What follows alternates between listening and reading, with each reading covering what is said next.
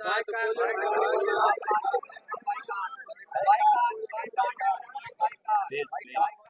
त नाज़रीन तालको सजावल जुण जे ॻोठ शामराज जलबाणी में मौजूद आहियूं ऐं तव्हांखे पोयां मंज़र नज़र ईंदो हूंदो गर्ल्स स्कूल शामराज जलबाणी जो। हितां जे ॻोठाणनि पोलियो नंढड़नि ॿारनि खे पीआरण जे लाइ बाइकाट करे छॾियो आहे।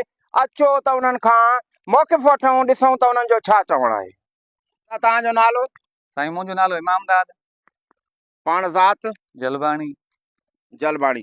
हे छाजे करे तव्हां पोलियो जो जेको आहे बाइकाट कयो आहे ऐं हिते छाजे लाइ एहतजाज कयो अथव? साईं पोलियो खां बाइकाट इन करे कयो आहे त असां नंढड़ा मासूम ॿार आहिनि जेके तइलीम जे ज़ेवर खां महरूम आहिनि। ठीकु आहे साईं, उनजे बावजूद बि असां अलाए केतिरा दफ़ा आला उहिदेदारनि वटि विया आहियूं, पर असांजे माना कंहिं बि दरख़्वास्त ते अमल नथो थिए। नंढड़ा नालो छा थी? फरज़ंद। फरज़ंद।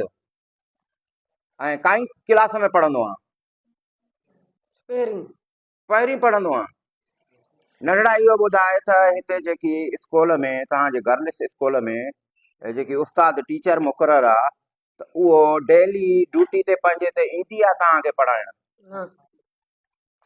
नंढड़ा तुंहिंजो नालो छा आहे? साकिब अली।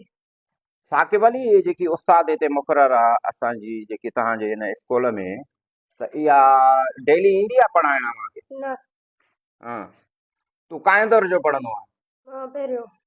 पहिरियों पढ़ंदो आहे। ऐं ही जेके बि नंढड़ा ॿार आहिनि हेठि वेठा आहिनि, छा तव्हांखे फर्नीचर वग़ैरह नाहे ॾिनो वियो? नंढड़ा तुंहिंजो नालो छा आहे? मोहम्मद आलिम। काओं दर्जो पढ़ंदो आहे? पहिरियों दर्जो पढ़ंदो आहे। हिते जेके तव्हांजे ॻोठ में जेकी उस्ताद आहे, जेकी उस्ताद तव्हांजी आहे टीचर आहे, हे ड्यूटी ते ईंदी आहे? 2005 में आई, हाणे वरी यकीन आई, हाणे अॼु आई आहे, वरी अॼु आई आहे, सुभाणे ॾिसूं पोइ अचे थी या न, ख़बर न। नंढड़ा तुंहिंजो नालो छा आहे? मुंहिंजो नालो अनीस अली। अनीस अली। काओं दर्जो पढ़ंदो आहे? पहिरियों। उस्ताद हिते ईंदी आहे ड्यूटी ते? न ईंदी आहे। घणा ॾींहं थिया अथसि न ईंदी आहे? 2005 में स्कूल बंदि आहे, अञा बि हाणे बंदि आहे, हाणे 2024 थो हले। भला अॼु जो पोलियो जो ॾींहुं हुयो, जेकी टीचर जेकी आहे तव्हांजी, त उन पोलियो जे करे आई आहे छा? हा। हूअ न ईंदी आहे सदाईं? ठीकु आहे। अदी तुंहिंजो नालो छा आहे?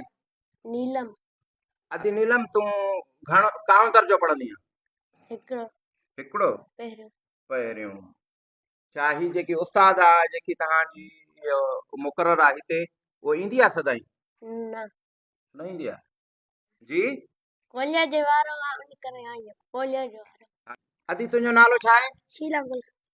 शीला गुल। इहो तूं काओं दर्जो पढ़ंदी आहे? पहिरियों। ऐं हिते उस्ताद ईंदी आहे तव्हांजी ड्यूटी ते सदाईं? न ईंदी आहे। अमा तुंहिंजो नालो छा आहे? इकरा। इकरा। तूं काओं दर्जो पढ़ंदी आहे? पहिला। जेकी तव्हांजे स्कूल में टीचर मुक़ररु आहे उनजो नालो छा आहे? नालो नथो अचे। ही सदाईं ईंदी आहे तव्हांखे पढ़ाइण? पहिरियों ॾींहुं अथसि। माना पहिरियों ॾींहुं पढ़ाइण आई आहे? हिन स्कूल में मां किताब त क़िस्म थी ॿारनि खे ॾिसां पियो, तो वटि किताब आहिनि पंहिंजा? किताब बि तो वटि कोन्हनि? नाज़रीन खे ॿुधाईंदा हलूं त ॻोठ शामराज जलबाणी जे ॿारनि तोणे ॻोठाणनि पोलियो खां बाइकाट करे चुका आहिनि। हुननि जो इहो मक़सदु आहे त असांजे वारड़नि खे तालीम ॾिनी वञे, तंहिंखां बाद में असां पोलियो ॿारनि खे पीआरींदासीं। ऐं नाज़रीन तव्हां ॿारनि जो मौक़िफ़ ॾिठो त हिन महिल ताईं हू 25 सालनि खां पहिरें दर्जे में आहिनि। न फर्नीचर स्कूल में आहे, न ॿारनि वटि किताब आहिनि। कैमरामैन भूरल लोलाई सां गॾु सैयद रोशन अली, BTV न्यूज़, सिजावल जूणे जो।